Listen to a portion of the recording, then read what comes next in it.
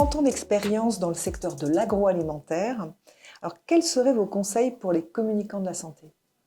Merci Frédéric pour cette question. Alors j'ai essayé de partager peut-être 3 conseils liés à mon expérience de communicante dans le secteur de l'agroalimentaire.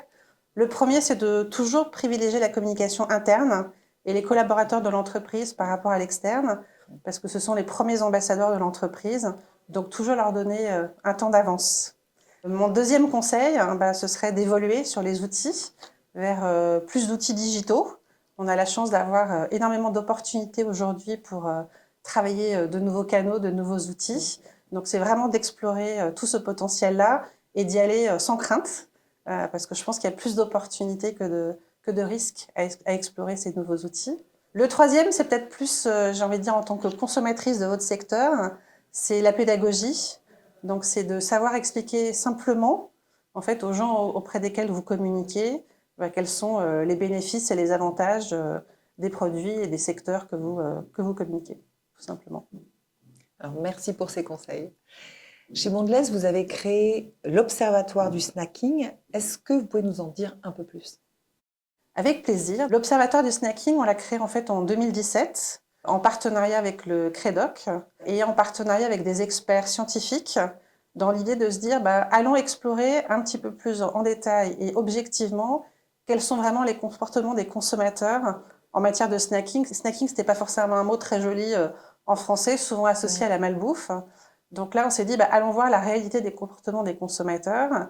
Et en fait, on s'est rendu compte qu'il y avait un écart entre parler de snacking, qui est parfois donc un gros mot, et la réalité de consommer dans la journée, à des moments, dans la matinée, l'après-midi, d'avoir réellement en fait une consommation qui correspond à des moments de snacking. Et en fait, on a dialogué avec ces experts scientifiques pour regarder comment les enseignements de cet observatoire, qu'on a reconduit à peu près tous les 2 ans sur différentes éditions, pouvaient nous permettre, nous, d'évoluer dans notre discours vis-à-vis des consommateurs, dans notre offre produit aussi vis-à-vis des consommateurs, dans la façon dont on communique sur les recettes, de façon à garder le consommateur, j'ai envie de dire, au cœur de nos stratégies. Voilà, donc un parcours assez long depuis 2017 et qui est toujours d'actualité. Entendu. Et puis alors, notre dernière question traditionnelle. Vous avez découvert aujourd'hui R comme santé. Si vous pouviez partager avec nous un mot commençant par R important pour vous, ce serait R comme... Alors le mot que j'aime bien, c'est réinventer.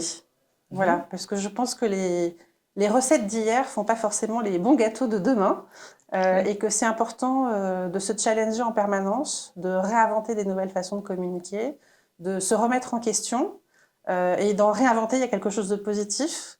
Il y a vers un avenir plus prometteur, vers plus d'impact positif. Voilà, donc c'est un mot que j'aime bien partager. Réinventer, c'est pas forcément le challenge permanent, mais c'est savoir se remettre en question et faire des choses nouvelles. Merci beaucoup. Merci Frédéric.